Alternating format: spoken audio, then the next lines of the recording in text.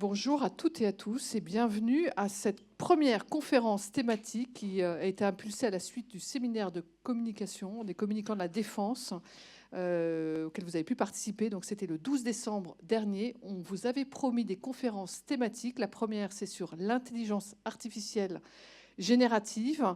Et je suis très heureuse d'accueillir David Lacomblède, et Julien Ferré. Je vous en prie, installez-vous. Donc, David Lacomblède est journaliste de formation, président du think tank La Villa Numéris. Il est depuis 2016 auteur de Digital Citizen Manifeste pour une citoyenneté numérique et également de S'informer demain, lutter contre le virus des fake news. Entrepreneur et conférencier, il tient une chronique hebdomadaire pour le journal L'Opinion et intervient également très régulièrement sur Bismart TV. David Lacomblède est également président du conseil d'administration du CELSA, de l'ECPAD et membre du conseil d'administration de l'AFP. Julien Ferré est docteur en sciences de l'information et de la communication au CELSA, Paris-Sorbonne. Et Julien a soutenu sa thèse sur le sujet des tendances, actuellement chez OnePoint comme partenaire communication et marketing. Julien est également auteur de plusieurs ouvrages, dont Les dessous des tendances quand l'éphémère fait avancer le monde. Donc, David et Julien interviennent, vous avez travaillé au sein de la Villa Numéris sur les ruptures technologiques pour les communicants. Donc, c'est tout naturellement que l'on vous a sollicité pour intervenir sur l'intelligence artificielle générative. Nous aurons également l'opportunité de donner la parole à la cellule intelligence artificielle du cabinet du ministre qui nous présentera également en quelques mots la stratégie ministérielle en matière d'intelligence artificielle. Donc, merci à tous les deux. Je cède la parole à David. Bonjour à toutes et à tous. Merci Olivia pour cette invitation et cette présentation flatteuse. Et effectivement, sur un sujet qui est au cœur de vos réflexions et de vos actions, et c'est bien normal quand on est au ministère des Armées, puisque ce ministère a porté toutes les principales innovations et inventions technologiques au cours des dernières décennies, quand on songe à Internet, et c'est somme toute assez logique qu'un ministère soit en pointe sur ces technologies. Normalement, il y a une présentation, mais on fera sans si la technologie ne suit pas. Le sujet qui nous réunit aujourd'hui est celui des intelligences artificielles génératives. Est-ce qu'il y en a un parmi vous qui n'a pas utilisé une seule fois ChatGPT ? C'est donc vous. Plus sérieusement, vous voyez bien, et vous êtes au-delà de la représentation de nos concitoyens qui, aujourd'hui, pour plus de la moitié, ont déjà testé ces interfaces d'intelligence artificielle pour y poser des questions, puisque vous en connaissez le principe, qui sont des interfaces qui réagissent avec l'être humain. Et c'est d'ailleurs bien là la principale nouveauté de technologie qui existe depuis très longtemps, puisqu'elles ont été conçues dès l'après-deuxième guerre mondiale.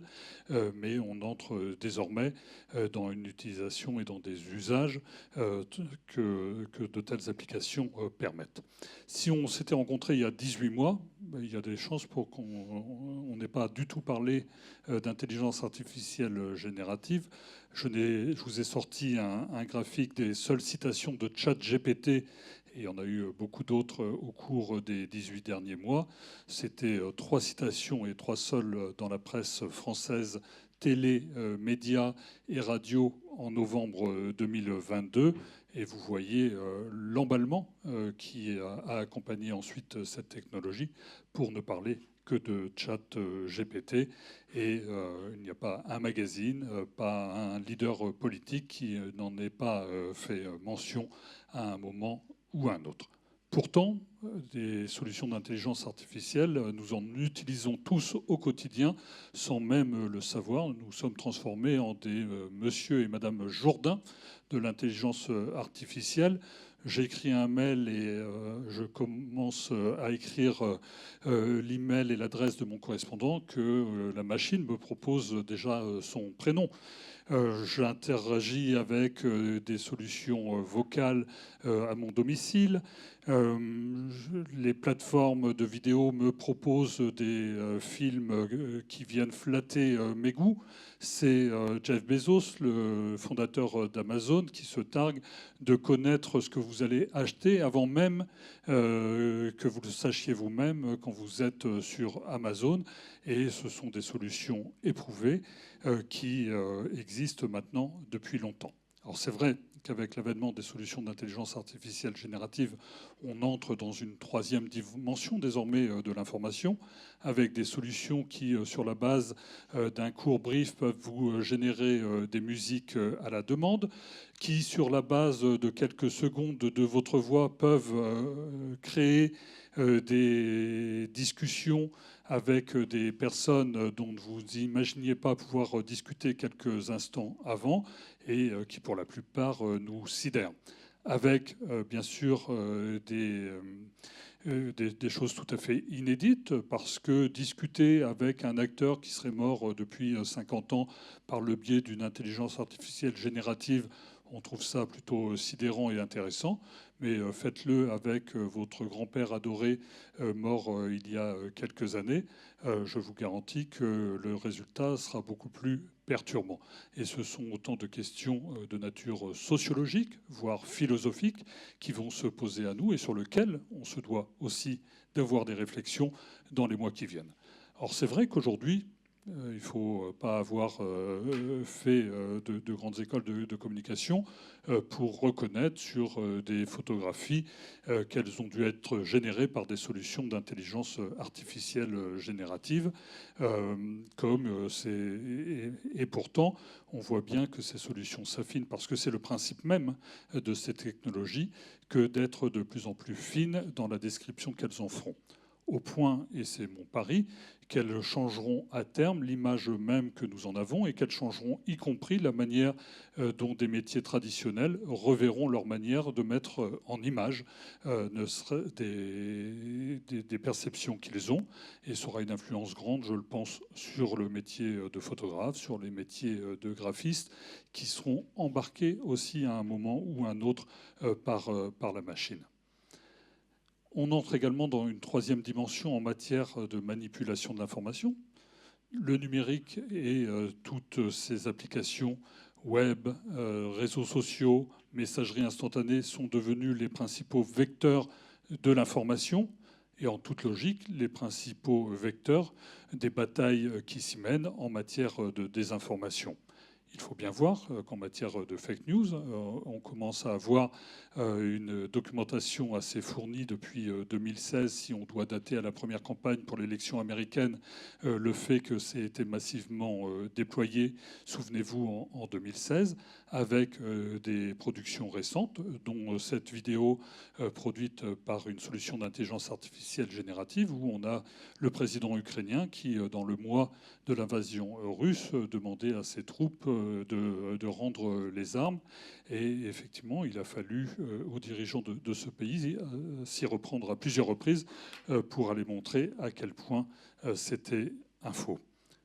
Nos armées sont bien placées pour savoir à quel point ça a été difficile de lutter contre des campagnes massives de désinformation, je pense au Sahel en particulier, et on voit bien que ces solutions sont aujourd'hui décuplées par des intelligences artificielles dont il sera difficile d'aller les combattre.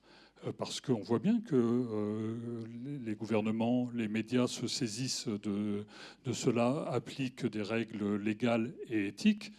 Mais ce n'est pas parce que demain vous aurez une charte éthique que des médias mettront le label créé par une IA que vous réglerez le souci, parce que des organisations terroristes se garderont bien de le faire. Et on les connaît à travers le monde pour devoir d'ores et déjà les combattre aujourd'hui. On est à un moment de sidération et donc aussi d'emballement et d'expectative. Et quand on demande aux Français s'ils ont confiance dans les solutions d'intelligence artificielle, ils ont plutôt confiance dans l'application qu'ils en feront à 2/3 des salariés, et ils n'ont plutôt pas confiance dans la manière dont ça pourrait changer malgré le monde du travail à 50%. On est clairement, comme dans toute technologie, avec une capacité de surjouer à court terme et de sous-estimer les retombées à long terme. Et c'est bien en cela qu'il faut s'informer, se former à des technologies à un moment, effectivement, où elles sont dans un déploiement massif. Dans un pays où la confiance dans les institutions que vous représentez, dans les médias, dans les gouvernements, ne va pas aussi facilement que cela, vous le savez bien, et qui se traduit aussi dans la confiance que l'on peut faire aux médias, puisque seul un Français sur 3 a confiance dans les médias qu'il prend en main au quotidien, que ce soit par le biais du numérique ou des supports traditionnels, papier ou télé. Il faut bien voir que dans le reste de l'OCDE, ce sont 2 personnes sur 3 qui disent avoir confiance dans des marques et dans des récits vérifiés, sérieux et professionnels de l'information. Et c'est une difficulté majeure dans un pays comme le nôtre, plutôt habitué à ce que tout soit noir ou blanc, et peu habitué finalement à la discussion et à l'argumentation. Et on le voit bien dans le manque d'éducation, en quelque sorte, aux médias. Je disais tout à l'heure que ce phénomène est très documenté. Ce ministère a produit dès 2018 un très bon document avec le ministère des Affaires étrangères sur la lutte contre la désinformation. Nous y avions, au sein de la Villa Numéris, contribué avec une centaine de propositions dont la réalité est que toutes sont encore valables aujourd'hui et que très peu ont été déployées. Je pourrais vous renvoyer vers le rapport de la Commission européenne de 2021, vers le rapport Bronner sur l'information au siècle des Lumières, vers le rapport de l'OCDE publié la semaine dernière, et tous convergent vers cette nécessité d'information, mais aussi de coordination et de rassemblement des moyens, parce qu'à laisser faire des professionnels de la désinformation ou des puissances étrangères, notre passivité passe in fine comme un encouragement. Et c'est bien pour ça qu'il nous faut une mobilisation des professionnels, mais de toute la société dans son ensemble. Parce que si vous laissez les gouvernants seuls avec les médias, c'est peine perdue, parce qu'eux-mêmes sont suspects aux yeux de la population. Et comment être crédible pour dire que la Russie désinforme avec des médias de type RT si vous n'êtes qu'un gouvernement et en partenariat avec France Info, ils auront bon jeu de dire que c'est à peu près la même chose. Et donc il nous faut mobiliser la société civile dans son ensemble, et c'est une difficulté supplémentaire parce qu'aujourd'hui, quand vous êtes dans un pays comme la France et que vous voulez engager les citoyens, vous vous tournez vers qui? Vers quelle association? Parce qu'il y a une inorganisation en la matière, contrairement à des pays anglo-saxons. Et c'est bien la tâche dans laquelle on doit s'engager au cours des prochains mois. Se former, certes, mais aussi former nos compatriotes en la matière pour qu'ils puissent recevoir pleinement des informations et finalement faire jouer leur esprit critique et être juge et garant, en quelque sorte, de la qualité de ces informations. Quand on parle de confiance, je vais passer la parole à Julien pour entrer dans le vif du sujet. Merci beaucoup. Alors pour faire le pendant, David vous a parlé un petit peu de l'IA de l'extérieur. Moi, je vais vous parler de l'IA de l'intérieur, du point de vue des métiers. Je parle avec une triple casquette, si vous voulez bien, aujourd'hui. La première, c'est que j'anime un collectif de marketeurs et de communicants d'une trentaine de personnes en tant que DIRCOM et marketing d'une société qui s'appelle OnePoint. Donc, je peux vous dire un petit peu comment est-ce que ça a changé les pratiques. Il se trouve en plus que c'est une société assez technologique, donc qui se veut être un petit peu à la pointe de ces sujets. La deuxième, c'est que j'anime également avec l'entreprise que je représente des formations auprès de populations de communicants et de marketeurs. J'en parlais tout à l'heure à David. On forme une grosse partie de la direction marketing d'Orange en ce moment à la transition autour de l'IA et à l'impact sur les métiers, avec des modules spécifiques pour les designers, pour les acteurs de la relation client et ainsi de suite. Donc je peux aussi vous partager ce retour d'expérience aujourd'hui et vous montrer comment ça peut nourrir les réflexions sur l'évolution des métiers. Et puis avec ma casquette d'enseignant-chercheur, puisque effectivement je suis également professeur au CELSA, et ce sont des sujets que j'examine et que je voudrais examiner aussi avec vous aujourd'hui pour les dédramatiser un petit peu, c'est-à-dire pour au-delà du fantasme et de l'emballement médiatique dont a parlé David, puisqu'on a vu en fait ça fait un peu peur. Beaucoup de papiers, beaucoup de nouvelles technologies, beaucoup d'offres sur le marché. On se demande un petit peu ce qui va nous arriver et comment est-ce que nous, experts des sujets de marketing et de communication, ici de communication a fortiori, on va être capable d'absorber ces différentes propositions et d'en faire quelque chose de pertinent pour les stratégies qu'on veut mettre en place. Alors le premier chiffre, c'est le pendant de ce que disait David. David vous a montré un petit peu la confiance des Français dans l'IA. Moi, c'est un chiffre que je vous apporte plutôt du point de vue des professionnels. Donc c'est 68% des décideurs marketing et communication qui disent avoir confiance dans l'IA pour développer la croissance de leur activité et au service des objectifs de leur entreprise. Donc on sent que globalement, chez cette population, il y a plutôt quelque chose de très positif. Néanmoins, ça cache quelques craintes.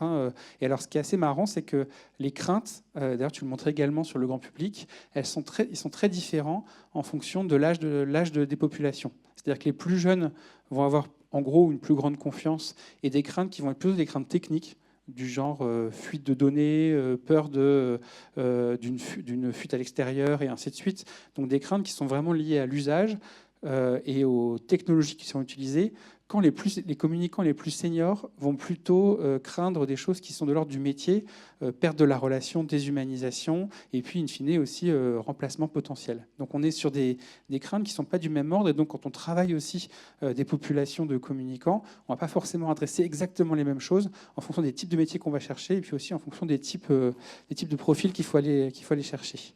Le deuxième point, et ça, je pense que David vous l'a bien rappelé du point de vue sociétal, mais moi je pense que c'est intéressant aussi de vous le rappeler du point de vue du métier.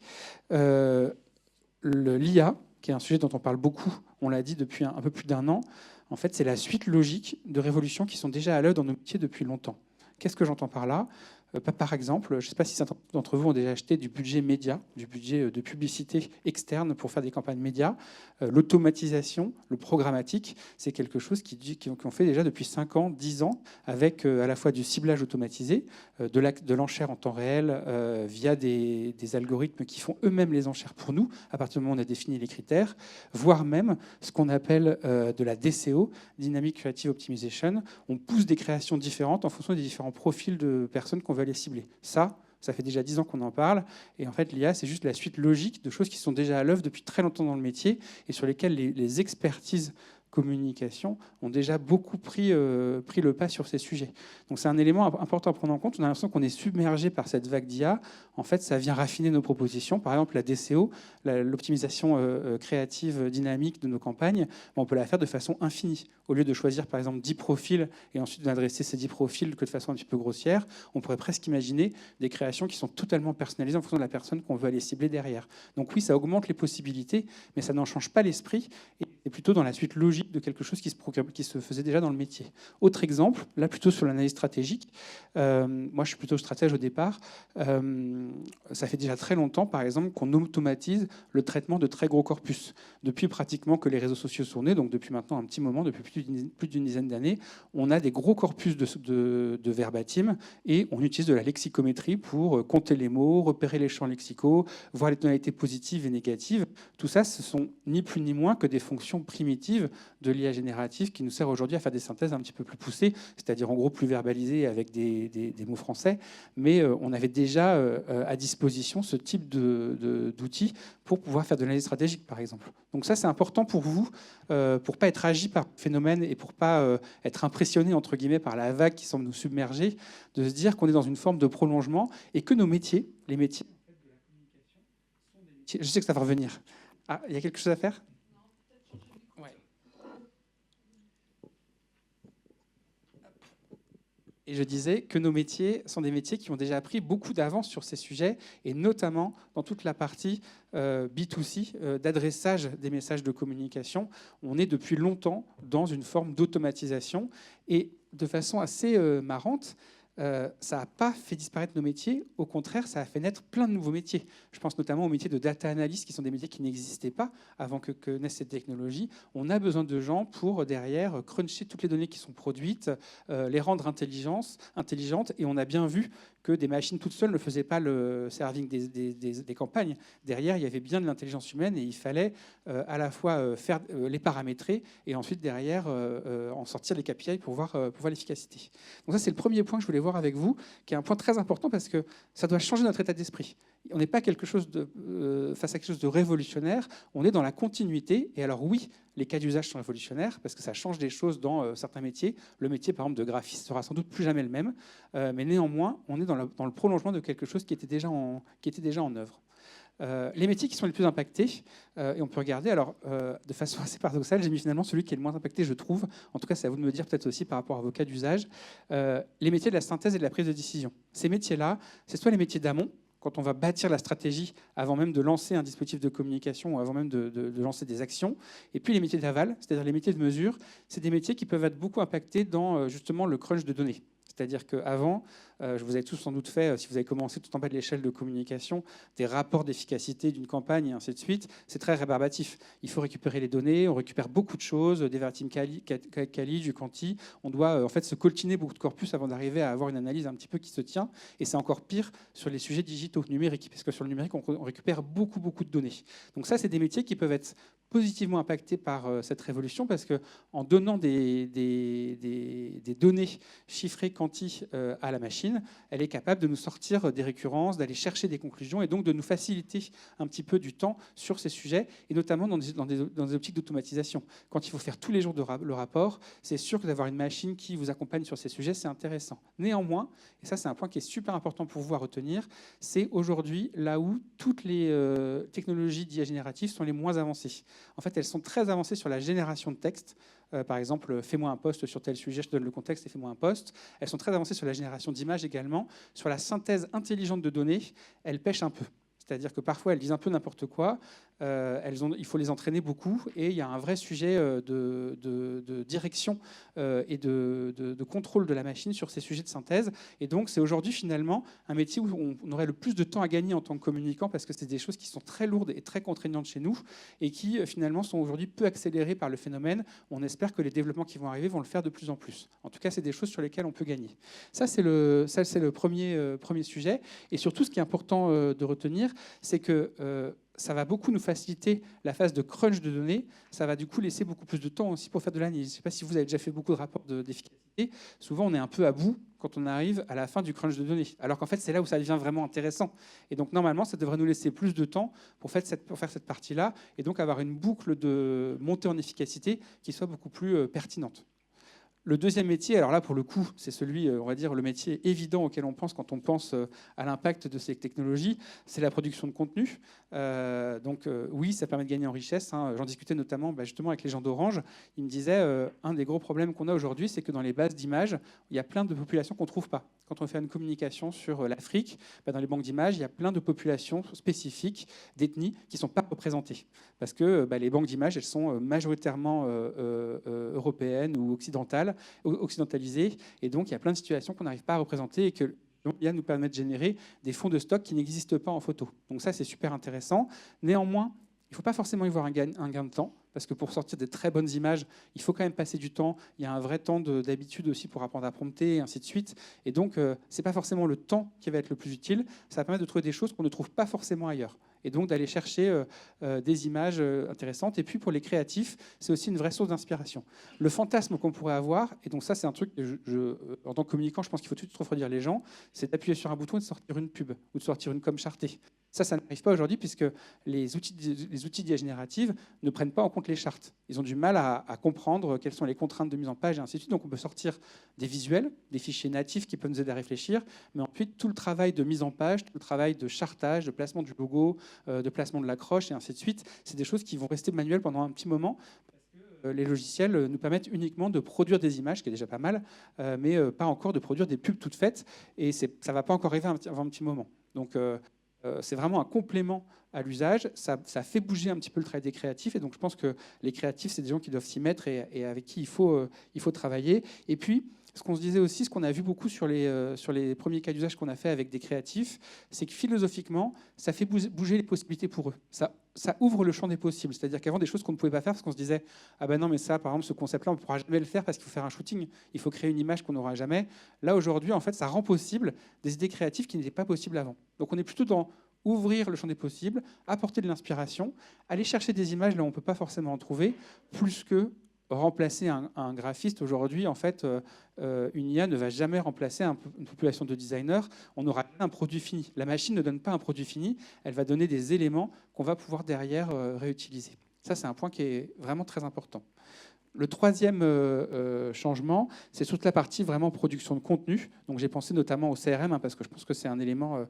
quand je dis CRM, ce n'est pas forcément CRM B2C, c'est tous les systèmes d'adressage de messages, les newsletters et ainsi de suite. Là, pour le coup, la machine peut nous aider en nous aidant à produire du contenu, notamment du contenu texte. Néanmoins, ça demande effectivement, encore une fois, un bon système de paramétrage. Ça demande aussi de bien utiliser l'outil.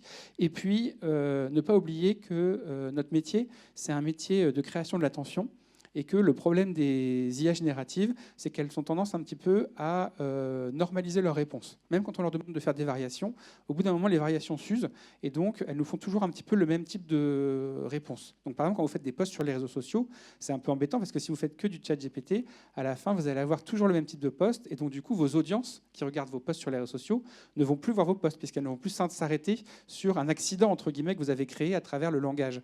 Et donc ça demande un petit retravail de réécriture. Encore une fois, on n'est que dans un accompagnement. C'est super, par exemple, pour faire des newsletters, parce que vous avez plein de contenus très différents, vous les donnez, et ensuite, ça vous propose des systèmes de résumés, et ainsi de suite. Là, on va gagner du temps, et encore une fois, sur des tâches qui sont des tâches un petit peu rébarbatives. C'est plus intéressant de penser à une stratégie de communication sur un adressage à partir à une certaine cible, interne ou externe, plus que de passer du temps à faire des résumés d'articles pour pouvoir mettre les bons endroits, et du coup de passer peut-être plus de temps sur des choses impactantes, la titraille, l'intitulé du mail, et ainsi de suite, qui vont être des choses qui vont favoriser l'engagement, le taux d'ouverture, et ainsi de suite. Donc encore une fois, utilisez-le, ce que j'aimais bien ce que tu disais, un peu comme une assistante ou un assistant, une assistance, je dirais, c'est-à-dire des technologies qui peuvent vous aider sur les parties les plus répétitives du travail et vous dégager du temps pour penser stratégique. Et ça doit aider notamment aussi dans les organisations,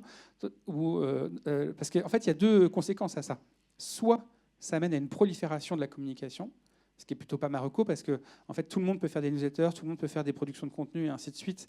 Et du coup, ça va plutôt continuer à noyer nos cibles sous des tonnes et des tonnes de communication, ce qui est un peu le problème des grandes organisations. C'est-à-dire que moi, je viens de chez SNCF, on avait ce sujet-là, c'est-à-dire comment est-ce qu'on fait émerger des communications dans un monde où tout le monde en produit de plus en plus, et où ces outils vont faciliter, entre guillemets, l'accès à l'expertise. Ou alors, au contraire, passer plus de temps pour se poser la question de la pertinence, se poser la question de l'organisation du système et ne sortir, entre guillemets, que les textes et les communications qui sont les communications utiles, pour derrière, du coup, travailler un système de ciblage. Ce qui change un peu, on va le voir, la fonction du communicant. Alors justement, qu'est-ce que ça implique pour nous en tant que communicants, marketeurs, en termes de posture?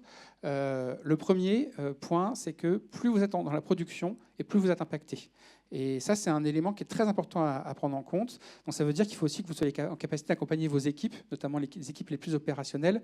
On l'a vu, le graphiste et ainsi de suite. Ce sont des métiers qui vont avoir des gros changements et donc qui vont avoir besoin de beaucoup d'accompagnement. Plus on manipule des outils et plus ces outils vont être impactés par les sujets d'intelligence artificielle. Donc ça, c'est un sujet à prendre en compte, je pense, dans une optique de filière et dans un travail sur les expertises pour justement essayer de comprendre métier par métier ce qui est en train de se passer et comment est-ce qu'on peut accompagner les gens sereinement dans des évolutions de métier. C'est le cas pour les plus jeunes, mais c'est aussi le cas pour des gens qui sont un peu plus seniors sur des sujets opérationnels et pour qui c'est aussi peut-être plus difficile de bouger. Ça a failli tenir jusqu'au bout. J'avais une slide avant. Ouais, voilà. Le deuxième sujet, Le deuxième sujet, c'est que vous allez aussi avoir un petit peu un brouillage des compétences chez les communicants. C'est-à-dire qu'avant, les choses étaient bien claires.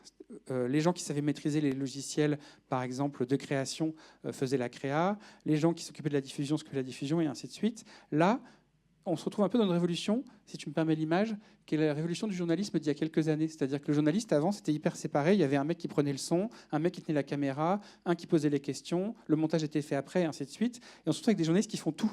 Vous savez, ces journalistes qui partent avec une caméra, un micro, et qui montent tout, qui produisent pour des BFM ou des LCI, des gens comme ça.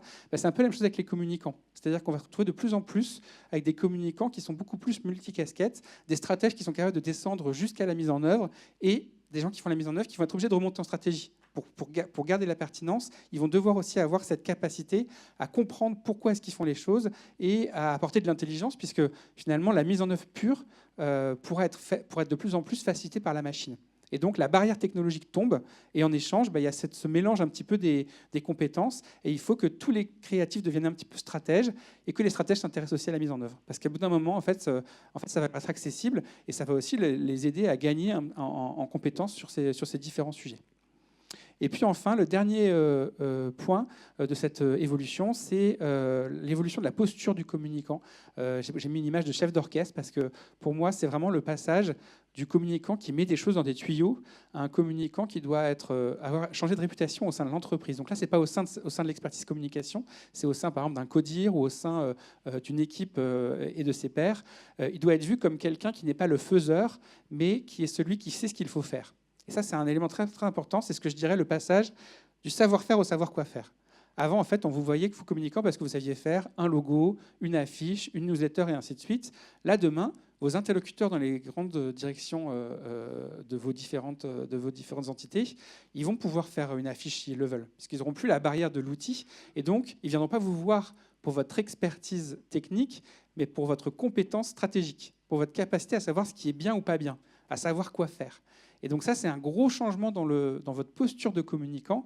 C'est comment est-ce que vous devenez un stratège, quelqu'un qui est capable de faire une recommandation, d'apporter de la valeur ajoutée et d'expliquer pourquoi il faut faire les choses comme ça, dans un métier qui est un métier souvent du j'aime pas. C'est-à-dire que les gens ont l'impression, comme ils sont tous la cible d'une communication à un autre, qu'ils sont aussi un peu sachants, ils aiment bien le bleu, ils n'aiment pas le bleu, ils aiment bien telle forme, pas telle forme, et ainsi de suite. Alors que vous, en fait, vous avez une posture d'efficacité et d'action. C'est-à-dire à quoi ça sert et pourquoi est-ce qu'on fait les choses. Et donc ça, c'est un gros changement de posture au sein de l'entreprise. Et c'est quelque chose que moi, je vois plutôt comme quelque chose de positif, mais ça fait un peu peur quand même, parce que c'est plus facile de se retrancher finalement derrière son savoir-faire, d'avoir entre guillemets la main sur son CRM ou la main sur sa newsletter. C'est plus difficile d'être dans une posture stratégique, mais c'est aussi beaucoup plus intéressant. Alors la réponse à tout ça, c'est la formation. Là, il y a un livre qui est sorti sur les pratiques du marketing augmenté par l'IA aux éditions Ellipse, qui disait qu'en 2025, donc c'est-à-dire l'année prochaine, les communicants devront savoir se servir de l'IA comme de n'importe quel outil de la suite Office, comme PowerPoint ou comme Word. Donc ça veut dire qu'il faut qu'on s'y mette et qu'il reste 9 mois. C'est pas beaucoup. Néanmoins, la bonne nouvelle, c'est que c'est facile de les utiliser et il y a une forme de facilité aussi d'accès aux outils. Là, je vous ai mis juste comme ça, ça bouge tous les jours, une petite idée des différentes solutions qui peuvent exister, parce qu'il faut aussi savoir choisir quels outils, savoir si on le fait dans des conditions safe aussi, quel deal je fais avec l'outil en termes d'échange de données, par exemple, et ainsi de suite. J'espère évidemment, dans une institution comme celle-ci, que vous n'utilisez pas des outils ouverts sur le marché qui peuvent faire sortir les données n'importe où. Mais donc tout ça, en fait, ça demande une forme d'acculturation, et ça ne peut passer que par la formation. Et donc ça nous demande d'accélérer les choses, de le faire métier par métier, d'avoir des formations qui sont peut-être parfois larges, comme aujourd'hui, qui sont des formations plus d'acculturation, et ensuite de rentrer, et concrètement, pour le design, et concrètement, pour les rédacteurs, et ainsi de suite, et donc d'aller comme ça s'acculturer sur ces différents sujets. Et dans les autres conséquences pour nous, communicants, il y a aussi une conséquence autour de l'internalisation. C'est-à-dire que ça fait plusieurs années que ça tourne et je vois de plus en plus chez mes clients, chez moi c'est le cas également, des montages par exemple d'agences intégrées, des populations qui vont, comme des agences internes, qui vont être en capacité de créer des assets. Avant, on reposait beaucoup sur les agences externes qui étaient un peu, entre guillemets, les reines de la production de contenu. De plus en plus, on a un transfert aussi et une récupération par les institutions de la production de leur contenu, parce que c'est plus facile. Avant, il fallait une armée de créatifs, par exemple, pour faire un film. Demain, avec les outils d'IA générative appliqués au film, on pourra, en ayant un bon concept créatif, sortir un film assez rapidement. Et donc, ça incite les institutions, pour des économies d'argent, mais aussi pour de rapidité, et puis parce qu'un créatif qui est à l'intérieur, du coup, il connaît mieux ce qui se passe dans l'institution, et il est plus capable de faire une réponse qui est adaptée, entre guillemets, à internaliser une partie des ressources créatives et aller chercher des agences pour de l'intelligence, justement, de la créativité, pour sortir un peu du cadre, et plus pour nous challenger et pour avoir des nouvelles idées, plus que pour faire de la production pure de contenu qu'on peut très bien internaliser et à moindre coût. Tu veux rajouter quelque chose ? Je te vois. Non. Peut-être juste dire que vous l'avez compris, on n'est pas de ceux qui pensons que les professionnels de la communication seront remplacés par des machines, pour peu qu'ils prennent leur destin en main et la machine en main, au risque, sans cela, d'être remplacés par d'autres professionnels qui, eux, sauront utiliser la machine. Merci beaucoup. J'ai encore 2 slides. Je te coupe la parole. Non, mon deuxième point, c'est que, et ça rejoint ce que disait David, c'était une de mes 2 conclusions. Je ne pense pas que les communicants vont être remplacés par des machines, parce que dans la communication, il y a effectivement beaucoup de rationnel, et donc ça, les machines peuvent nous aider et nous faire gagner du temps, mais il y a aussi beaucoup d'émotionnel. Et jusqu'à présent, de ce que j'ai vu, de ce que pouvaient sortir les outils d'IA générative, cette touche émotionnelle, si vous ne la mettez pas à l'entrée, vous ne l'avez jamais à la sortie. C'est-à-dire que la machine n'est pas capable de générer de l'émotion si vous ne le lui dites pas. Et donc ça, c'est votre job. Et ça reste le job des communicants. Et puis ma deuxième conclusion, c'est qu'il y a une chose qui nous différencie beaucoup des IA génératives aussi, c'est le principe de plaisir. Et donc je pense que de retrouver aussi ce qui fait plaisir dans votre métier, c'est ce que nous permettent ces nouvelles technologies. Dans le sens où, par exemple, peut-être que vous aimez écrire les posts des réseaux sociaux. Et donc ça, ne le laissez pas à une machine et continuez de le faire. Justement, c'est aussi ça qui est intéressant, c'est de se dire, dans une situation où aujourd'hui on peut prendre plein de raccourcis sur nos métiers en accélérant grâce à des outils, qu'est-ce que j'ai encore envie de faire et qu'est-ce que j'ai envie de déléguer et pourquoi je pense que ça a de la valeur et pour moi et pour l'institution de le faire soi-même et d'y apporter une touche humaine aussi. Et donc ça, c'est intéressant aussi d'avoir son propre assessment et de regarder justement là où on est bon et là où on pense qu'on apporte quelque chose et là où au contraire la machine peut aider. Merci Julien. Le principe était de répondre à vos questions.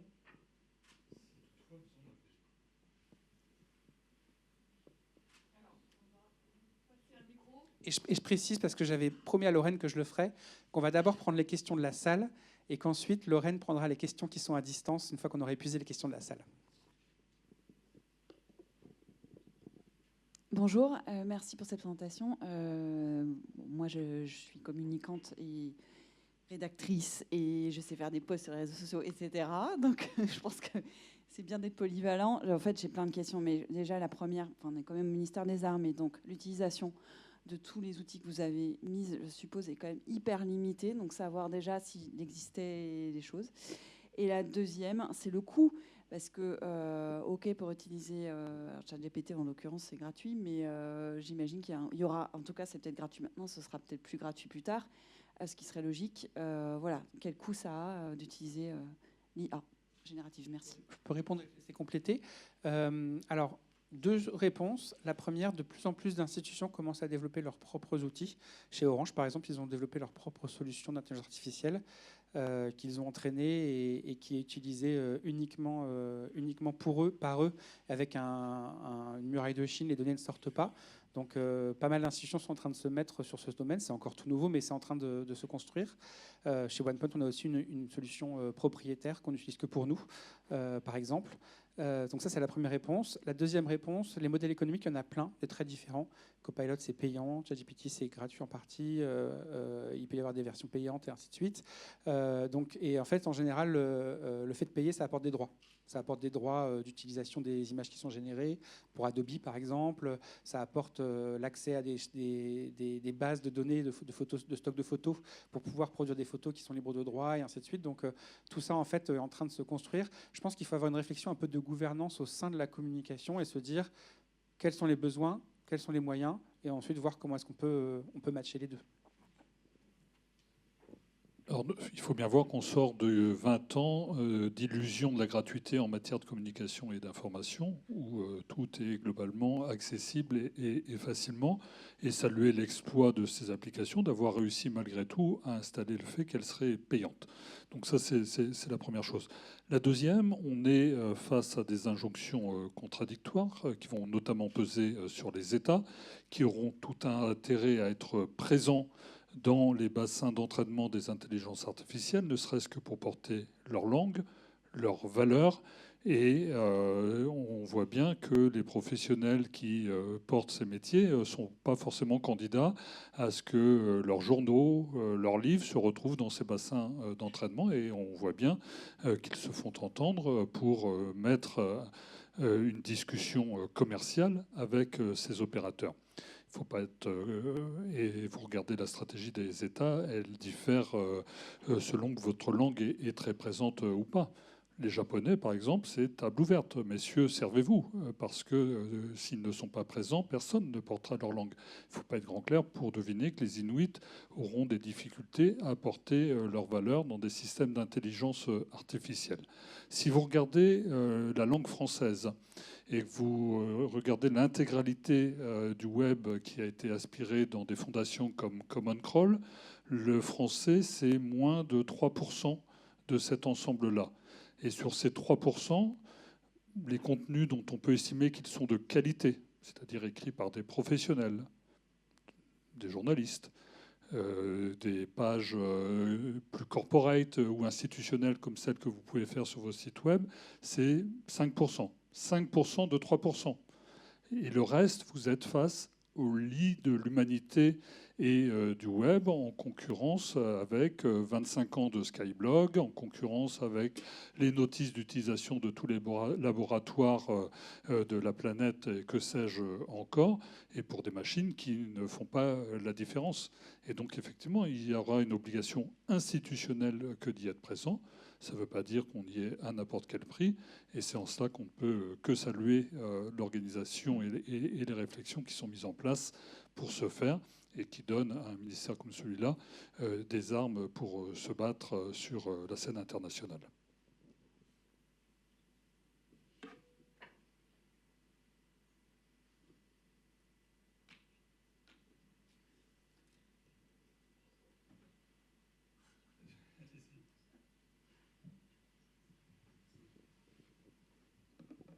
Bonsoir, merci beaucoup. Je vais vous demander de lire dans la boule de cristal, de manière très schématique. En fait, si je compare Internet, Métaverse et IA, de manière très schématique, Internet a bouleversé nos vies, oui, mais finalement, avec le recul, de manière plutôt, je dirais, continue, en atteignant une normalité aujourd'hui. Métaverse, on en parlait, et puis on a l'impression que ça fait pchit. Là, aujourd'hui, on nous dit que l'IA va bouleverser nos vies en 2 ans, à la façon d'Internet en 20 ans. Est-ce que ça peut faire pchit? Est-ce qu'on peut tomber dans une normalité? Ou est-ce que vous le voyez comme exponentiel, sans limite, et que sans limite? Alors, les technologies se mettent-elles des tapis sous les meubles et s'installent durablement? Moi, j'ai eu la chance de travailler pour un ministre de la Défense en 1993, François Léotard, CC5. Et c'est comme ça que j'ai découvert Internet et Intranet. On a mis en place un réseau sur 3 niveaux de défense à l'époque. Et c'était la découverte d'un nouveau monde pour moi. Et premier site web dans la foulée, avec une euphorie qui était semblable à celle que les développeurs connaissent aujourd'hui quand vous leur mettez des solutions d'intelligence artificielle générative entre les mains. Et je dois bien avouer que je les avais vus aussi rarement enthousiastes à l'utilisation de tels outils. Et c'est en cela que la rupture est forte, parce que ces outils existent depuis très longtemps, sauf qu'aujourd'hui, nous avons chacun dans notre poche des outils dans lesquels il y a plus de puissance embarquée qu'il y en avait dans la première fusée qui a embarqué des hommes sur la Lune. Et cet outil est devenu une chambre supplémentaire, une pièce en plus de vos cerveaux, qui est une pièce ouverte sur le monde entier, et dont on voit bien qu'il est difficile de s'en séparer, tant il nous rend des services au quotidien. Et donc si demain, on peut aller encore plus vite avec un appareil qui répond et qui étanche sa soif de connaissances, effectivement, ça va être un booster pour les êtres humains formidable, parce que si vous faites une thèse, vous n'aurez pas d'autre choix que d'être particulièrement créatif, parce que si vous êtes dans le plagiat, vous serez immédiatement démasqué.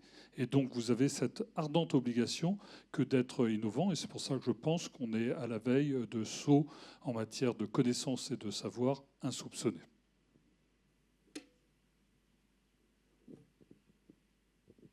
Et juste pour compléter, ma slide, c'était plutôt évolution que révolution, parce qu'en fait, une grosse partie des outils métiers qu'on manipule, je pense aux bases de photos et ainsi de suite, vont de plus intégrer nativement l'IA. Et donc, ça va presque devenir, pas invisible, mais quelque chose qui participe de notre quotidien et qui s'installe comme les tapis sous les meubles.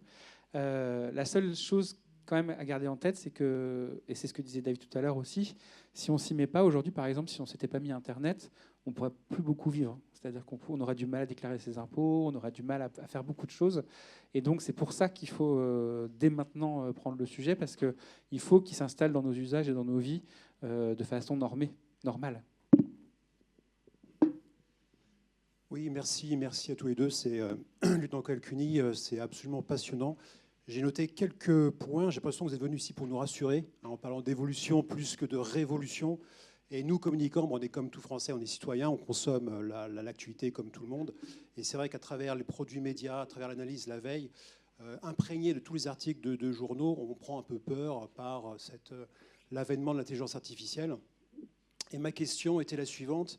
Nous, on est actuellement très préoccupés avec le contexte que tout le monde connaît, avec la compétition des acteurs étatiques très, très durs, sur l'utilisation de l'IA dans le cadre de la désinformation. Ça, c'est quelque chose qui nous fait peur. Nous, on est animés par des bons sentiments. On va essayer effectivement de voir des outils pour aider l'infographiste, pour aider le rédacteur, pour aider l'analyste, pour faire des analyses. Au lieu de mettre 3 heures pour rédiger une fiche, il va peut-être en mettre que plus que 10 minutes, voire moins. Donc tout ça, ça nous anime de bons sentiments. Mais c'est vrai que dans le cas de la compétition des acteurs stratégiques, ce qui nous fait peur, c'est l'environnement de la désinformation et comment l'IA va s'immiscer là-dedans, comme Internet qui s'est développé avec le dark web. Ça, c'est quelque chose qui nous fait peur. Et après, j'ai noté aussi votre clin d'œil sur le communicant multiple casquettes. Alors moi, je l'ai vécu quand j'étais à l'OTAN. J'ai vécu des vieilles équipes avec effectivement le preneur de son, le preneur d'image. Et puis tout d'un coup, j'ai vu un jeune journaliste de 20 ans avec son téléphone portable. Il faisait tout.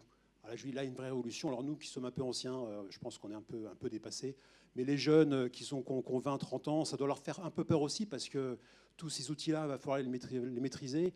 Le communicant qui est en unité, si son chef lui dit bah, « écoute, tu me fais tout, hein, tu me fais une infographie, tu me fais un montage vidéo », ça peut aussi leur faire peur.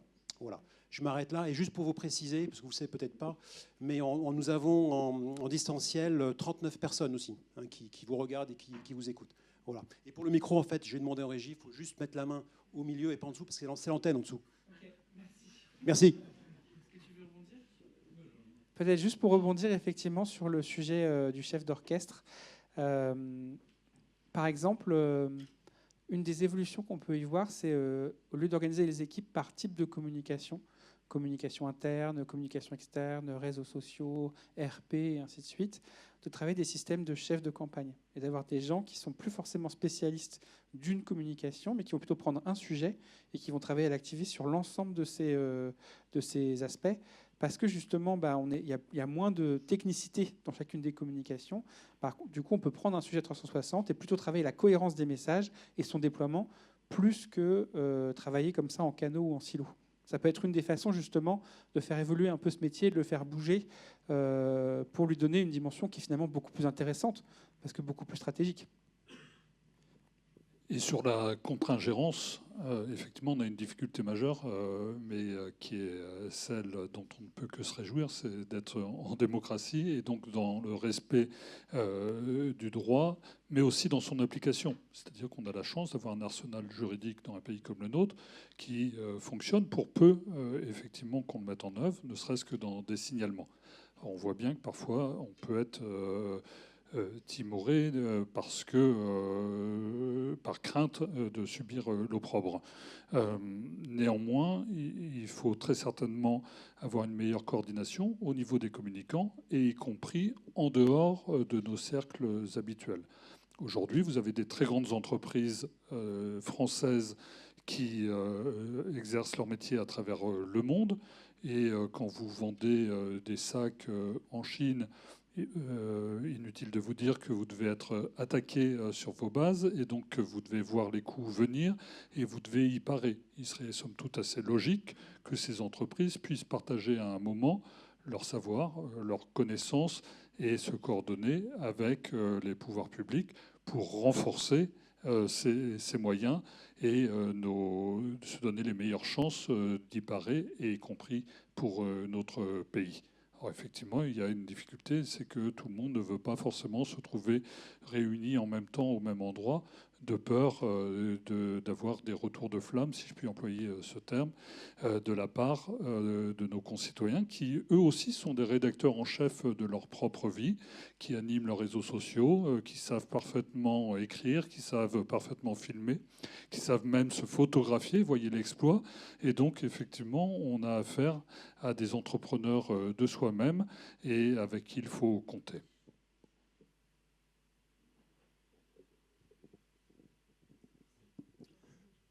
Bonjour.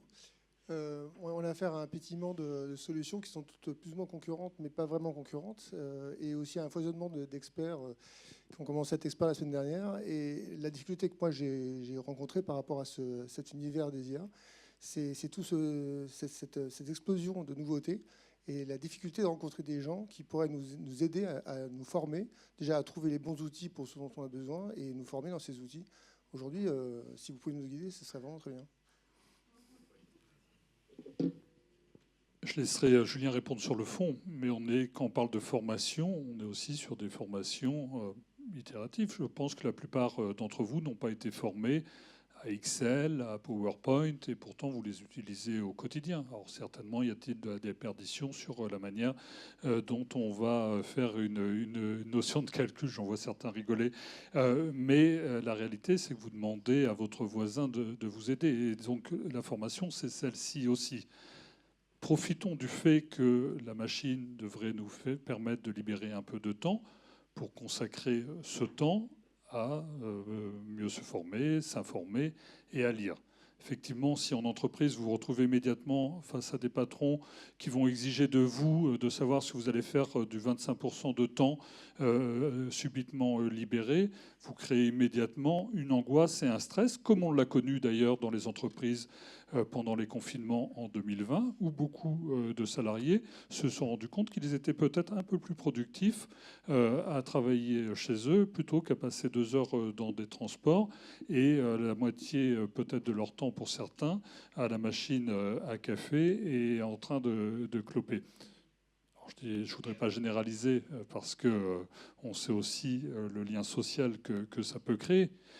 Mais néanmoins, il faut qu'il y ait ces réflexions. Et on voit bien la difficulté aujourd'hui dans les entreprises privées où globalement la fin de la récré a été sonnée, pour faire simple, et chacun sommet de revenir dans les murs de l'entreprise, là où plus aucun salarié ne veut être à 100% du temps au sein des murs de son entreprise. Je prends le soin de préciser en entreprise privée parce qu'on sait bien qu'au service de l'État, la logique est différente et qu'elle nécessite une présence et pour cause. Moi, je ne fais pas de réclame aujourd'hui pour la formation, mais je peux vous donner 3 points de vigilance quand vous choisissez une formation sur ces sujets. Le premier, c'est de bien vérifier qu'on vous aide à choisir les bons outils.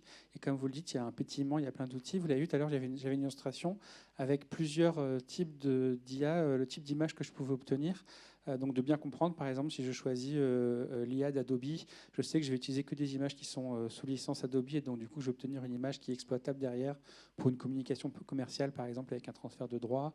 Et donc de comprendre en fait quels sont les outils, quelles sont leurs capacités techniques et quelles sont derrière les possibilités qui me sont offertes. Ça, c'est la première chose que vous devez vérifier quand vous choisissez une formation.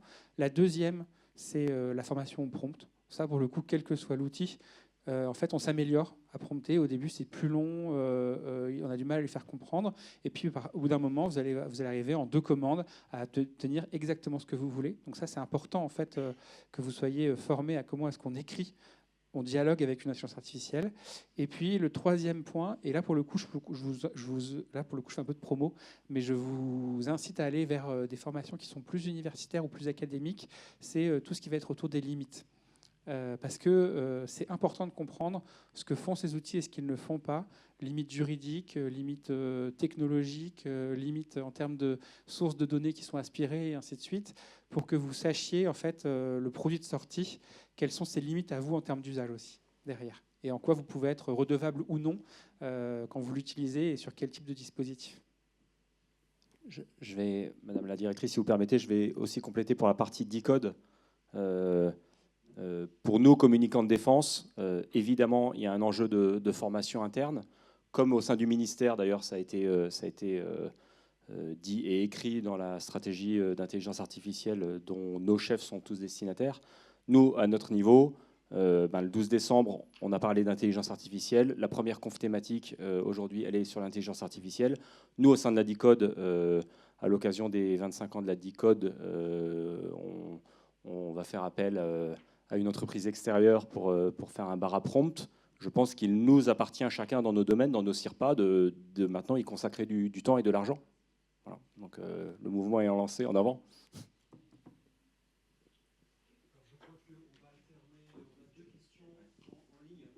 Juste avant, j'en profite pour juste compléter, parce que lors du séminaire des communicants du 12 décembre, on avait également parlé d'une offre formation spécifique à l'intelligence, enfin aux nouvelles.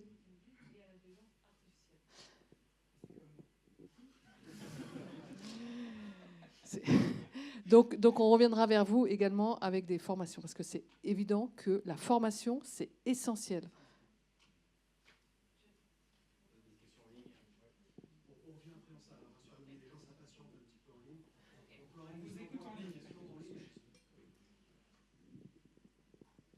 Vous m'entendez tous ?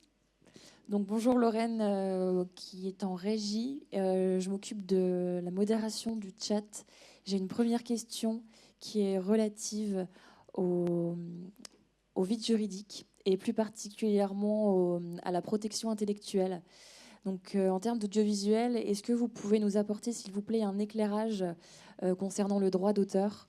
Comment on source les propositions ou le contenu qui sont réalisés par des IA et la création d'images fixes ou animées. Et à contrario, comment notre production peut être proposée ou exploitée par d'autres. Merci d'avance. Alors, aujourd'hui, il y a des solutions qui permettent de marquer des images, qu'elles soient fixes ou animées, avec des tags, des marqueurs indélébiles et qu'on ne peut pas déceler, et qu'on peut marquer uniquement quand on a la clé qui permet, et un registre qui permet de dire oui, c'est moi qui ai produit ça à l'origine. C'est pour ça que par exemple au sein de la Villa Numéris, nous on travaille sur des modèles ouverts et interopérables et pérennes qui permettent aux producteurs d'images demain de dire à la source ce qu'ils entendent et ce qu'ils acceptent de faire avec leur image. Je suis producteur de télé et d'une émission télé. J'accepte que la production de tel journaliste puisse partir dans un bassin d'entraînement d'intelligence artificielle. Je refuse que tel autre le soit, et son prix facial est de temps. Et ces solutions existent. Là où il y a un problème, c'est pour tout ce qui a déjà été aspiré, ou par nature, il va être difficile de courir derrière en disant « c'était moi qui était à l'origine ». D'où les négociations qui s'ouvrent, ou les accords qui ont déjà été annoncés, ne serait-ce qu'entre des grands médias et des opérateurs de solutions d'intelligence artificielle.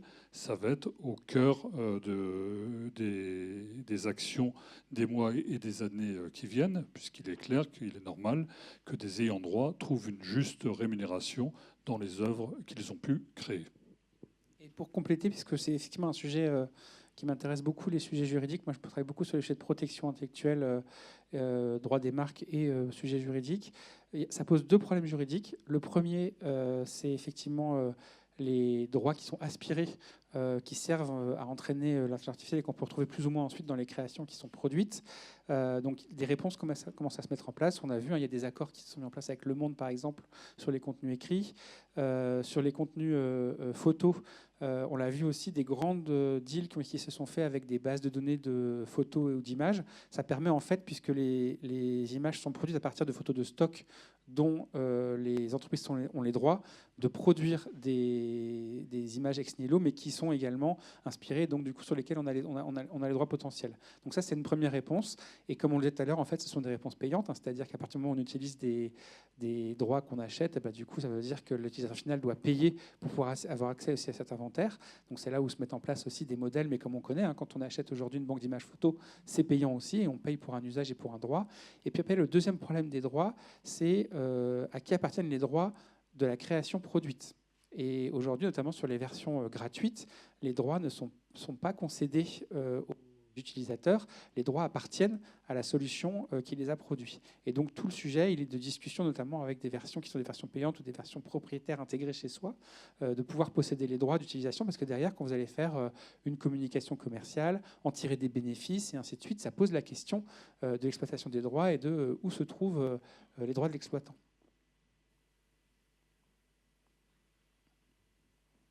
Merci beaucoup pour cette réponse très fournie.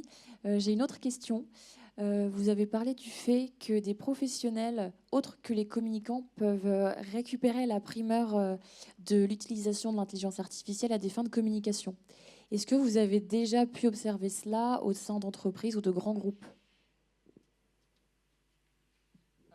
Moi, je peux répondre, effectivement, ça m'arrive très souvent chez des clients et même dans mon institution d'avoir des gens qui arrivent en me disant tiens, je voudrais par exemple créer un événement, j'ai déjà fait un modèle d'affiche sur ChatGPT. Donc oui, il se trouve qu'avec cette facilité, ou alors de créer des logos par exemple en me disant tiens, je voudrais créer un club de je sais pas quoi, j'ai déjà fait le logo. Parce que du coup, c'est hyper facile, on n'a plus besoin de connaître les outils de graphisme et on peut soi-même, en mettant 2-3 informations dans l'intelligence artificielle, avoir un premier logo par exemple. Donc ça, c'est très compliqué parce que ça nous oblige, nous, communicants, à revenir sur le champ du stratégique en disant mais en fait, tu as créé un club, mais la question c'est pourquoi ? Quel est l'objectif ? Qu'est-ce que tu voulais faire au départ ? Qui tu cherchais à toucher ? Quel était le type d'action que tu voulais générer ? Et donc de revenir sur le terrain du stratégique, parce que très souvent, les gens qui ne sont pas des communicants, donc qui ne sont pas des experts, ils pensent tout de suite produit de com, mais ils ne pensent pas forcément objectif et moyen derrière. Et donc, ils ont une réponse qui est parfois pas la bonne réponse, parce que peut-être qu'il ne fallait pas créer un club, ou peut-être qu'il ne fallait pas faire une affiche, peut-être que finalement, il fallait faire un podcast, ou je ne sais pas quoi, mais ils sont allés en fait par la réponse facile, qui est le produit de communication. Et donc, ça nous oblige à repasser un degré et à revenir sur le champ du stratégique avant de repartir sur la production. C'est trompeur parce que c'est facile de produire quelque chose. Merci beaucoup. J'ai pas d'autres questions. Si, excusez-moi, une vient d'arriver. Sur l'aspect juridique, est-ce que des organisations pensent à interdire l'utilisation de leurs données en source ouverte par des IA ? La réponse est oui, mais pour peu qu'il l'ait fait. Et donc, fallait-il encore l'interdire ? Aujourd'hui, vous avez, tout à l'heure je vous parlais de Common Crawl, hein, c'est une fondation, vous pouvez aller voir ce site. Aujourd'hui, ils ont, pour certains médias français, plus de bases d'archives et d'antériorité que ces quotidiens l'ont eux-mêmes sur leur propre base. Donc ça devient difficile pour ces éditeurs d'aller revendiquer une certaine paternité. En revanche, si les choses sont clairement énoncées d'un point de vue contractuel et que la technique, qui peut certes être contournée, mais qui ne le sera pas par des opérateurs qui ont pignon sur rue et qui ont des actionnaires, autant dire que les gros acteurs n'ont pas envie d'être pris la main dans le pot de confiture en faisant n'importe quoi avec des données. Et donc il faut miser aussi sur un principe de responsabilité, mais charge aux organisations de s'organiser pour cela et pour avoir une discussion commerciale le moment venu.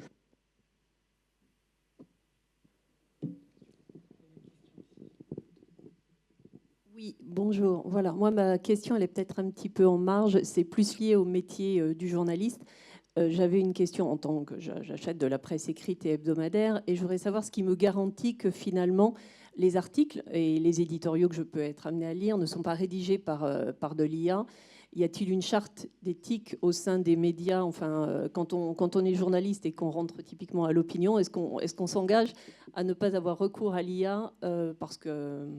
Ou est-ce qu'une fois qu'on se fait attraper en ayant fait utiliser de l'IA générative pour écrire son article ou sa synthèse, on est mis au pilori, voilà. Alors, la plupart des journaux français ont élaboré des chartes éthiques partagées avec leur rédaction et se l'appliquent. Ça ne veut pas dire qu'ils ne l'utilisent pas à des fins documentaires, à des fins de recherche, à des fins de correction orthographique d'ailleurs. Et là aussi, il y a parfois une nette amélioration in fine dans ce qui peut être diffusé. Mais effectivement, il y a un principe de clarté et de respect de ces lecteurs en les énonçant dans ces chartes éthiques. Un cran au-delà, effectivement, la technologie peut permettre aussi d'aller repérer, traquer ceux qui auront eu une utilisation malveillante. Et ce n'est pas des rédactions qui vont le faire, c'est des organisations secrètes ou des petits jeunes au coin de la rue qui ont trouvé la martingale pour gagner 20 000 euros par mois à raconter n'importe quoi et à contribuer à ce qui est devenu un véritable marché de la fake news. Et donc là, les solutions existent pour les repérer, pour les traquer. Faut-il encore ne pas les alimenter d'un point de vue business? C'est pour ça que nous, on a eu auprès des services de l'État et des grandes entreprises une campagne de sensibilisation. Mais vous serez surpris de voir qu'il y a en permanence au moins 3 annonceurs de rang qui le financent sans même le savoir, par le jeu de la publicité, telle que l'a décrivait tout à l'heure Julien, programmatique, parce qu'on achète des audiences et qu'on n'achète plus forcément des médias. Ça a été le cas de ce ministère à son corps défendant il y a quelques années, qui a été d'ailleurs cité dans la presse parce qu'il était en train de tenter de recruter des militaires sur des sites qui disaient pique-pendre en permanence de nos armées. Pour le coup, l'État et le ministère ont été exemplaires dans les contrats qui ont été signés avec les agences médias, dans la manière de les traquer. Et aujourd'hui, s'il y avait la moindre publicité vantant les services et les mérites de ce ministère sur un site contraire à ses valeurs, immédiatement, il serait détecté. Il y aurait une lumière rouge sur l'ordinateur de l'agence média qui clignoterait et il serait débranché dans la seconde. Et donc, effectivement, c'est des principes qu'on attend de toute la part de toutes les organisations responsables. Il s'avère que nous, on a fait une étude il y a 2 ans maintenant sur les 1000 premiers annonceurs français et que plus de la moitié ont été vus au moins une fois sur des sites qui étaient ouvertement des sites de complotisme, de xénophobie, j'en passe, et des pires. Merci beaucoup. Juste, il nous reste quelques petites minutes. Donc, si on peut vous donner la parole. Donc, colonel Pinard-Legris et Maëlle Génie qui animent. On vous laisse... Oui, oui.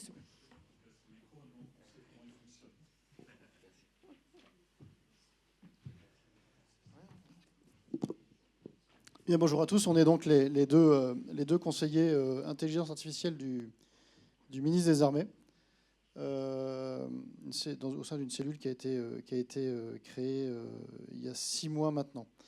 Je laisserai Maëlle présenter un petit peu la stratégie du ministère, puis dire ce qu'il voudra. Moi, j'avais 2-3 petits points, un petit peu en réaction à ce qui a été dit, et justement pour faire le lien. Moi, je pense que je suis tout à fait d'accord avec le fait que ce n'est pas une révolution en soi, l'intelligence artificielle. En fait, ça vient, à mon sens, parachever la révolution numérique. Je pense on n'a pas complètement digéré Internet. Moi, je ne suis pas tout à fait d'accord avec cette idée, dans la mesure où on a aujourd'hui une surcharge cognitive liée à tous les mails qu'on reçoit, qu'on n'avait pas il y a 50 ans. et que Internet a fait qu'on a perdu nos secrétaires, pour faire court, et l'intelligence artificielle va nous redonner une secrétaire, une assistante. Et je pense qu'on va boucler la boucle de la révolution numérique grâce à l'intelligence artificielle, qui permettra de se dégager de son écran d'ordinateur, de son clavier. Il y aura d'ailleurs peut-être plus de clavier et d'écran d'ordinateur dans les bureaux dans une dizaine d'années, pour se centrer sur des tâches, et ça a été très bien dit, des tâches beaucoup plus stratégiques. Ça, je pense que c'est fondamental. Les limites de l'intelligence artificielle, je ne sais pas les dire, je ne sais pas les connaître. La seule limite que je vois, c'est la limite énergétique / écologique. Aujourd'hui, les calculateurs, les supercalculateurs qui se mettent en place aux États-Unis pour faire de l'IA consomment en énergie de l'ordre du gigawatt, c'est-à-dire de l'ordre d'un réacteur nucléaire.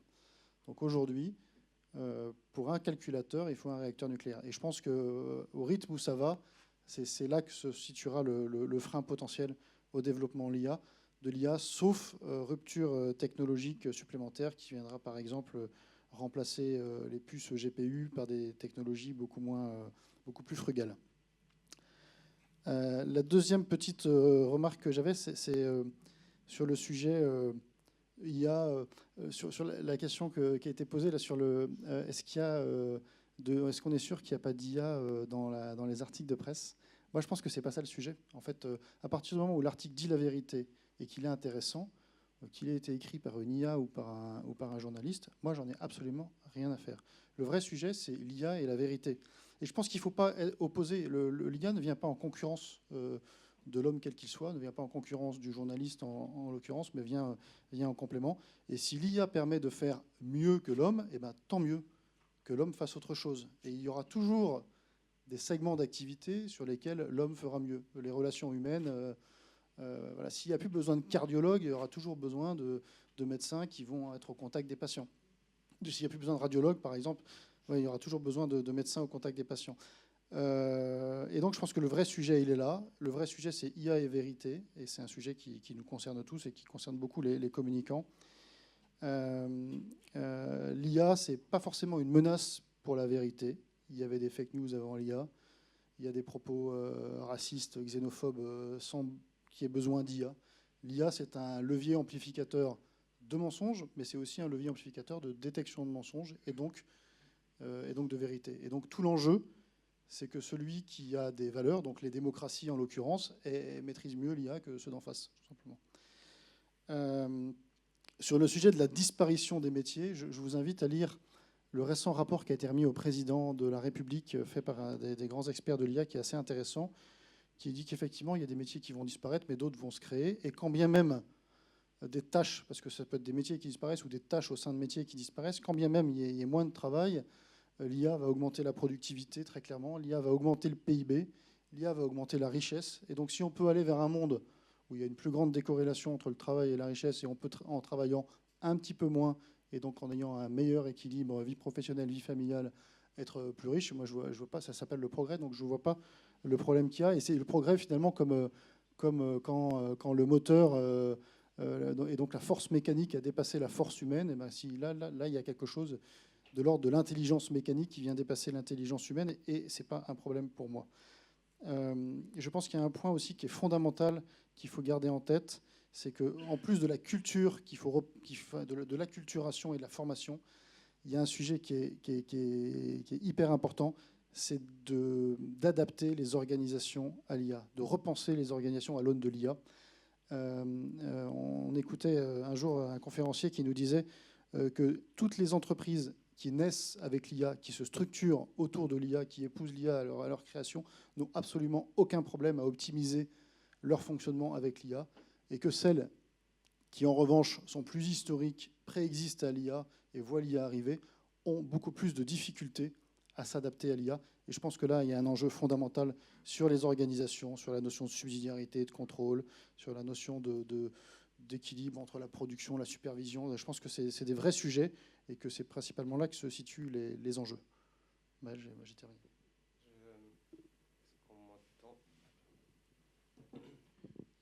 Non, c'est intéressant parce que tous les points sur lesquels j'avais prévu de réagir, c'est les points que tu as évoqués. On est trop souvent ensemble, ouais. Je vais en profiter pour vous parler un petit peu de la stratégie que le ministère est en train de mettre en place, avec un volet peut-être qui va plus vous intéresser, axé sur la communication et l'IA de l'organique. La première chose, c'est que le ministre a décidé de mettre en place une nouvelle stratégie qui a été signée et diffusée à l'ensemble du ministère en début d'année. Cette stratégie, elle vient à la suite d'une stratégie qui existait déjà, la stratégie de 2019, qui avait servi à faire émerger de l'IA un petit peu partout au ministère. Et cette stratégie, l'enjeu n'est plus de faire émerger de l'IA un petit peu partout au ministère. Des cas d'usage, on en a beaucoup au ministère. On en a recensé 400. Et donc dans cette stratégie, l'enjeu, c'est de passer à l'échelle. C'est un petit peu le mot d'ordre de cette stratégie. Et par passage à l'échelle, ce qu'on entend, c'est sortir un petit peu de la problématique de POC, sortir des petites équipes de 3 personnes qui vont faire de l'IA sur leur PC et avoir des choses plus industrialisées, plus robustes, parfois plus sécurisées. Et on reviendra un petit peu sur la notion d'utiliser ChatGPT. N'utilisez pas ChatGPT, par exemple. Et ouais, je vois que ça fait sourire dans la salle. En tout cas, quand vous utilisez ChatGPT pour une question relative à votre boulot, tout le monde sait exactement sur quoi vous travaillez en ce moment. Ouais. Il y a des alternatives françaises, notamment avec Mistral ou des alternatives comme ça. Donc dans cette stratégie ministérielle, ce qui est à retenir, c'est qu'il y a 2 grands objets dans cette stratégie ministérielle. La première chose, c'est que le ministère va se doter d'une agence ministérielle qui s'appelle l'AMIAD. Donc c'est l'agence ministérielle pour l'IA de défense. Donc cette agence ministérielle, elle a été créée non pas pour centraliser les initiatives, ça c'est quelque chose qui ne marcherait pas. Donc les initiatives locales, au plus proche du métier, au plus proche de la donnée, vont continuer d'exister. Mais elle a été créée pour accompagner ce passage à l'échelle. Donc cette agence, elle aura 300 personnes d'ici 2026, elle aura 100 personnes à la fin de l'année, 180 personnes fin 2025 et 300 personnes d'ici 2026. Alors quand je dis 300 personnes, c'est 300 experts IA, qui seront des experts de très haut niveau d'un point de vue IA. Actuellement, on va les débaucher chez Google, chez OpenAI, chez Meta, enfin, dans les plus grands acteurs de l'écosystème. Accompagné de cette agence, on est en train de mettre en place un supercalculateur classifié qui sera à Suresnes. Donc ce supercalculateur, il a une vocation, et ça répondra peut-être en partie à une question qui a été posée sur le chat. On a un certain nombre de données qui sont classifiées, sensibles, et qui ont de toute façon pas vocation à être mises à disposition d'acteurs qui vont faire des modèles sur Internet. Donc le ministère des Armées aura de toute façon besoin de faire des modèles de fondation. Donc les modèles de fondation, c'est les modèles de base qui utilisent le plus de puissance de calcul. Donc le ministère a besoin de faire des modèles de fondation sur des données classifiées. Et donc pour ça, on va se doter d'un supercalculateur qui sera le plus gros supercalculateur dédié à l'IA classifié en Europe. Donc ça sera quelque chose d'assez important. Et enfin, pour revenir peut-être au sujet qui va plus vous intéresser, l'IA au ministère des Armées, on peut le découper en 3 ensembles. Le premier ensemble, c'est ce qu'on va appeler l'IA embarquée. Donc l'IA embarquée, ça va être sur les systèmes d'armes, ça va être des petits capteurs sur des pods, sur de l'optronique, sur le Rafale, sur le porte-avions, etc. Ça, c'est le premier ensemble, l'IA embarquée. C'est ce qui va être géré par la DGA dans le ministère. Le deuxième ensemble, c'est plutôt l'IA des opérations et du renseignement. Donc ça va plutôt être de l'aide à la décision. Et le troisième ensemble, et c'est là que ça va être intéressant pour vous, c'est ce qu'on appelle plutôt l'IA de l'organique. Donc l'IA de l'organique, c'est les fonctions qu'on va retrouver un petit peu dans tous les ministères. C'est-à-dire que la fonction RH, les finances, la communication, c'est des choses qu'on va avoir dans tous les ministères. Alors évidemment, on a des spécificités ministère des Armées, mais fondamentalement, chaque ministère fait de la com. Et l'IA de l'organique, elle a une particularité par rapport aux 2 autres, c'est qu'on va retrouver énormément d'applications duales sur l'IA de l'organique. Donc dual, c'est-à-dire le civil a le même besoin que le militaire. C'est-à-dire que le monde civil va sans doute sur l'IA de l'organique l'idée un certain nombre de développements, contrairement au milieu des opérations, au milieu de l'embarqué. Et ça va imposer pour nous un tempo différent. C'est-à-dire qu'on va plus devoir s'adapter à des évolutions technologiques qui vont arriver de toute façon et qui vont, pour certaines, nous submerger. Et on va devoir s'adapter. Là où sur l'IA embarquée dans les systèmes d'armes, ça se fera au rythme qu'on souhaitera. Face à ça, plusieurs éléments. Je pense que c'est une des caractéristiques du métier de journaliste, mais la plus grande qualité, en tout cas que je vois dans les personnes qu'on rencontre et dans les personnes qui font de l'IA, c'est évidemment la curiosité.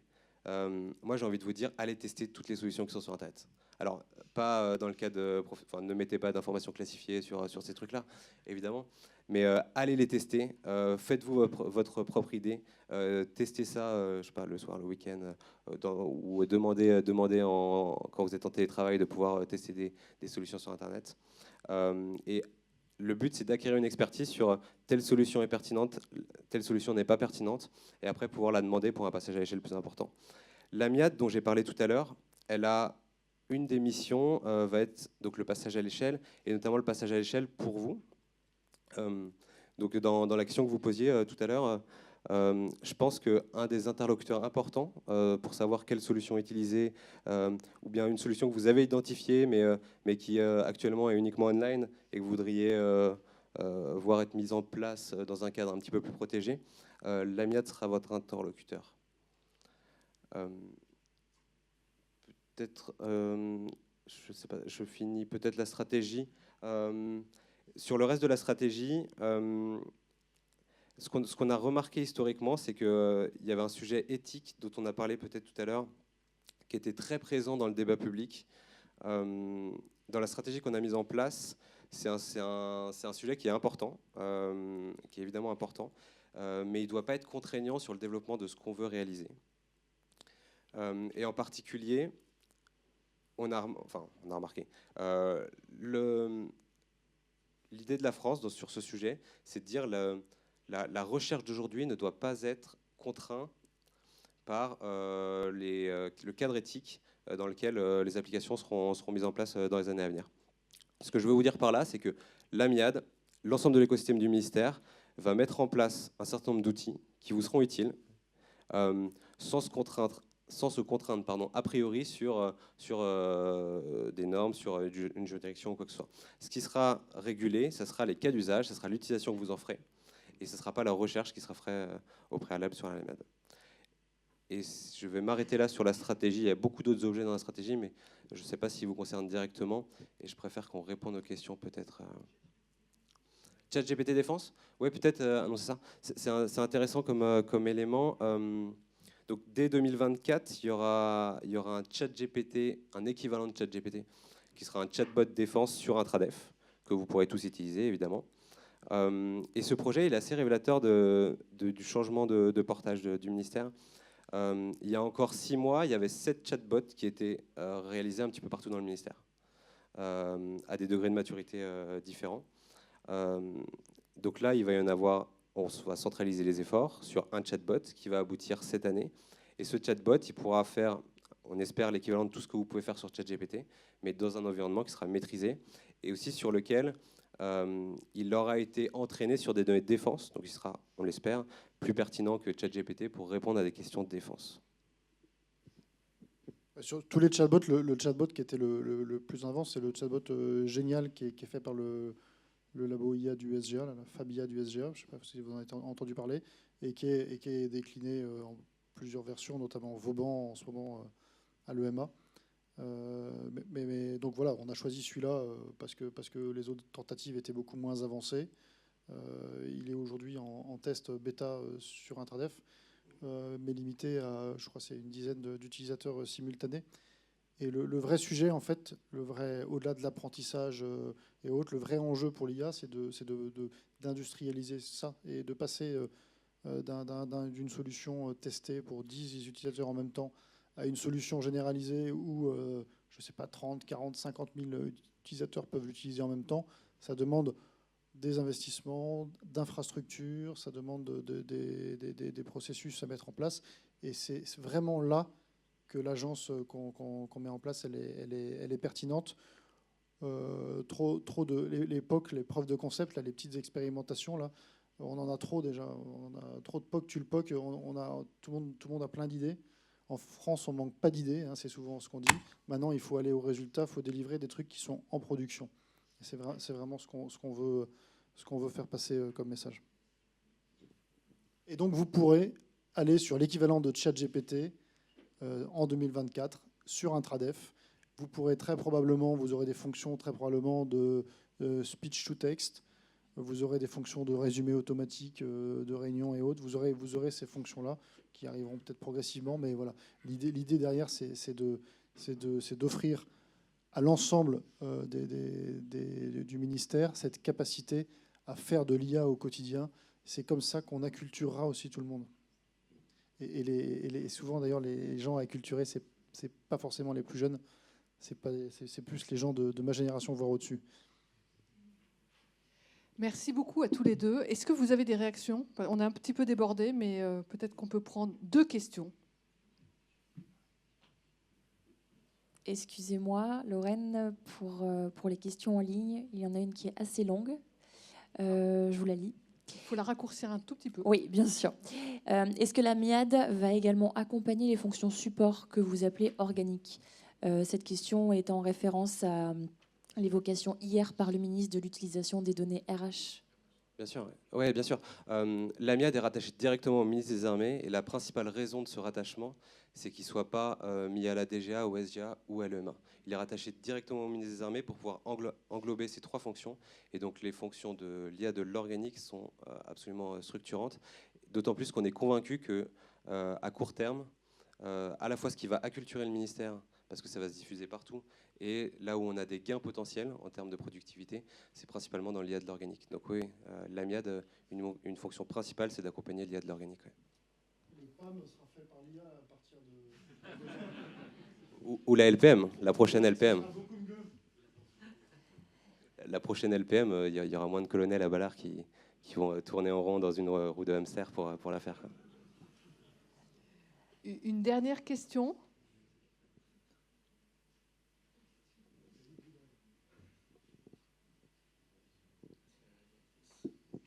Bonsoir, merci beaucoup pour vos propos passionnants.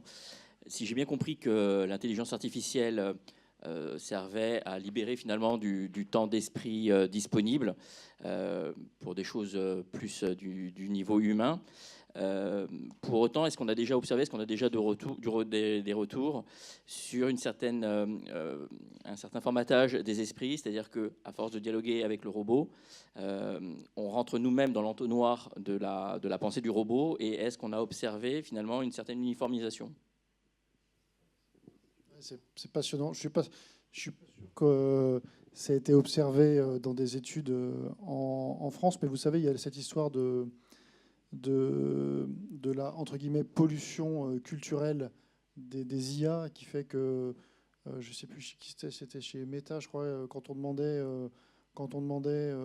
une image d'un viking, on avait d'un groupe de vikings, on avait forcément une personne de couleur noire et autres dans la population. Donc il y a des biais sociaux dans l'entraînement qui peuvent biaiser aussi la réalité. Alors est-ce que ça conditionne? Je pense que ce sera un point de vigilance, et c'est aussi pour ça qu'il faut qu'on ait en Europe, voire en France, des solutions et qu'on n'ait pas que des algorithmes développés aux États-Unis avec la culture américaine par les GAFAM. Peut-être ajouter un élément sur ça. La MIAD aura 2 pôles. Un pôle technique qui va être situé à Bru pour faire du projet dont on vous a parlé, et un pôle recherche qui sera à l'école polytechnique. Et typiquement, ce sujet, c'est un sujet déjà de recherche sur lequel ils travaillent. Et c'est un sujet qui est d'autant plus important qu'aujourd'hui, pour tout ce qui est ce qu'on appelle l'IA frugale, donc faible en données, on a des IA qui génèrent des corpus de données. Et donc, il y a vraiment cette question de à quel point je suis en train de reboucler sur moi-même dans la génération de données et donc dans l'entraînement de mes modèles. Donc ça, c'est un sujet de recherche aujourd'hui. Et le pôle recherche de la MIAD aura vocation à traiter ce sujet. Ouais. Merci beaucoup et merci à tous d'être venus pour cette première conférence. Donc on va retenir quand même l'important, c'est de rester curieux face à cette évolution, curieux, tester pour devenir des communicants augmentés, en faisant attention néanmoins, bien évidemment, aux principes de sécurité. Et tout ce que vous mettez sur ChatGPT, eh ben, c'est quelque chose qui est voué à être partagé par tous et utilisé. Donc, il faut en être conscient. Merci à tous. Merci bien évidemment à David Lacomblède, à Julien Ferré, au colonel Pinard-Legris et à Maëlle Génie pour leurs interventions et à vous pour vos questions. Très bonne soirée.